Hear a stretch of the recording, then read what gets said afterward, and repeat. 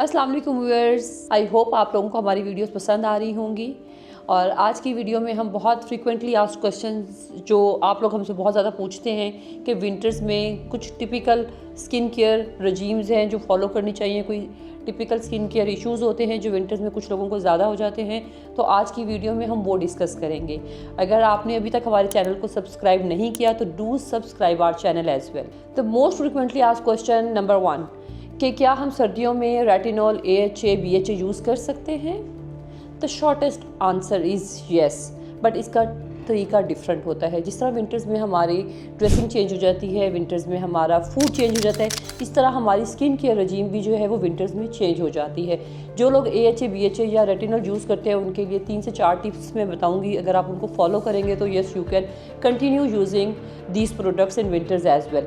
सर्दियों में हम जैसा कि सब जानते हैं कि स्किन हमारी बहुत ज़्यादा ड्राई हो जाती है due to the obviously cold weather, number 1, number 2 heater के यूज़ की वजह से, और नंबर 3 बहुत ज़्यादा सनलाइट में या धूप में बैठने की वजह से। तो इसमें आपने सबसे पहले ये ख्याल रखना है कि जब भी आप AHA, BHA या रेटिनॉल को यूज़ करें उसमें स्किन की हाइड्रेशन का सबसे ज़्यादा ख्याल रखें। अपना वाटर इनटेक इंक्रीज़ करें और स्किन के ऊपर हमेशा ceramide containing moisturiser regularly use करते रहें, क्योंकि स्किन पहले ही ड्राई होती है और जो जितने भी ये एक्सफोलिएंट्स हैं ये स्किन को मज़ीद ड्राई कर देते हैं। तो अगर आप मॉइस्चराइज करेंगे तो you can continue with using retinal and AHA and BHA।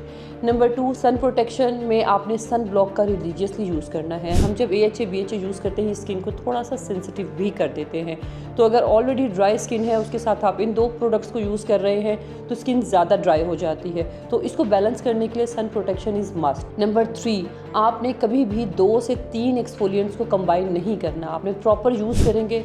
अगर आप रेटिनल यूज़ कर रहे हैं तो रेटिनल यूज़ करें, अगर आप AHA, BHA यूज़ कर रहे हैं तो आप एक वक्त में एक एक्सफोलिएंट यूज़ करेंगे। ये तीनों जो प्रोडक्ट्स हैं ये हमारी स्किन को माइल्डली एक्सफोलिएट करती हैं, मतलब कि हमारी स्किन की जो लेयर, आउटर मोस्ट लेयर है उसको रिमूव करते हैं और स्किन को रीजनरेट करते हैं।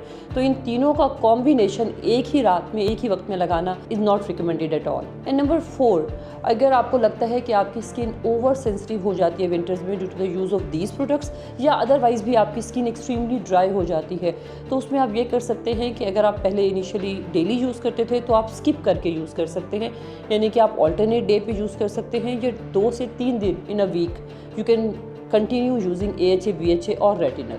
Another frequently asked question is what are the best winter specific treatments. Winters में कुछ ट्रीटमेंट इसलिए स्पेसिफिकली यूज़फुल होते हैं क्योंकि विंटर्स में कूलर एनवायरनमेंट हीलिंग के प्रोसेस को इम्प्रूव करता है और सन एक्सपोजर कम होता है।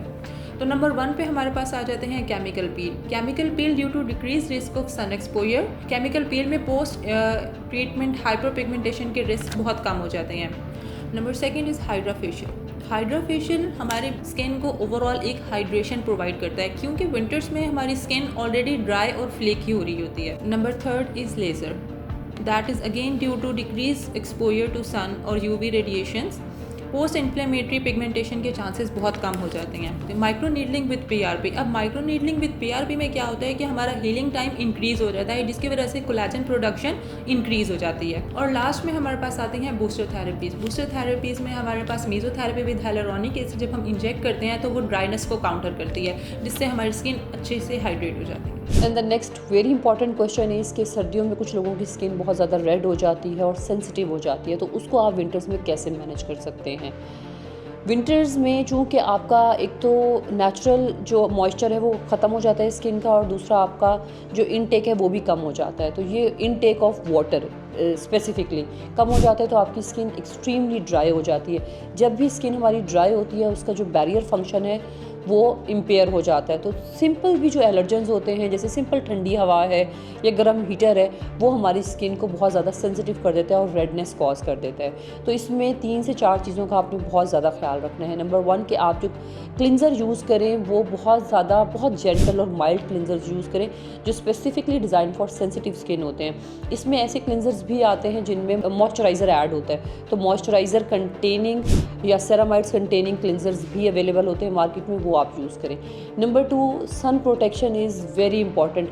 ड्राई स्किन, ड्राई वेदर, और अगर उसके बाद अगर आप सन एक्सपोज करेंगे स्किन को तो आपकी स्किन ज़्यादा रेड हो जाती है। तो नंबर 2 पे after using a gentle cleanser always use a sun block that can contain moisturizer as well, क्योंकि ड्राई स्किन में सीबम कंट्रोल या gel based moisturizer are not recommended at all.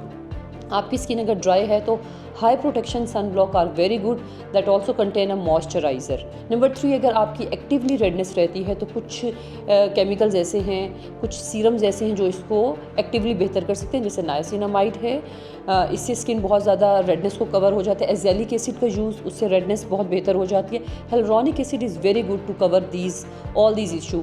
तो क्लिनजर के साथ, अपने सन ब्लॉक के साथ आप ये 3 सीरम ऐड, इनमें से अपनी जो भी आपकी स्किन की नीड है उसके अकॉर्डिंगली आप ऐड कर सकते हैं। नंबर 4, डाइट के अंदर ओमेगा 3 ऐड करें, इससे आपकी जो स्किन है वो अंदर से बेहतर होती है। Hydration and omega 3 is very important इसको बेहतर करने के लिए। लास्ट बट नॉट लीस्ट, अगर आपकी जो रेडनेस है ये रोजेशिया की वजह से है। रोजेशिया एक स्किन कंडीशन है जो कि फ्लेयर्ड अप हो जाती है कोल्ड वेदर्स के अंदर, और इसके अलावा स्पाइसी फूड, कॉफ़ी, जिन लोगों को ये इशू होता है उन लोगों को आइडिया होता है कि ये उनको रोजेशिया का प्रॉब्लम है, तो उसका ट्रीटमेंट एक्टिव इंग्रेडिएंट के साथ कुछ टॉपिकल मेडिकेशन होती है जैसे कि मेट्रोनिडाजोल जेल, या फिर कुछ खाने की मेडिसिन होती हैं जैसे कि डॉक्सीसाइक्लिन या आइसोट्रेटिनोइन। अदर देन दिस, अगर चेहरे के ऊपर विजिबल आपकी रेड ब्लड वेसल्स नज़र आती हैं, यानी कि खून की छोटी छोटी नालियाँ नज़र आती हैं इन केस ऑफ रोजेशिया, तो that can be managed with the help of laser as well. अगर आपको ये कंडीशन आप फेस कर रहे हैं तो do consult your dermatologist for better management. Usually हम लोगों को लगता है कि सर्दियों में सनस्क्रीन की ज़रूरत नहीं होती क्योंकि सर्दियों में धूप नहीं होती, बट ये कॉन्सेप्ट बिल्कुल गलत है। Even if there is no sunlight the sun is still there. 2 तरह की रेडिएशंस होती हैं, अल्ट्रावायलेट ए और अल्ट्रावायलेट बी। अल्ट्रावायलेट ए जो डीप स्किन में पेनिट्रेट करती हैं और एजिंग के प्रोसेस को इंक्रीज़ करती हैं, ये throughout the year constantly present होती हैं।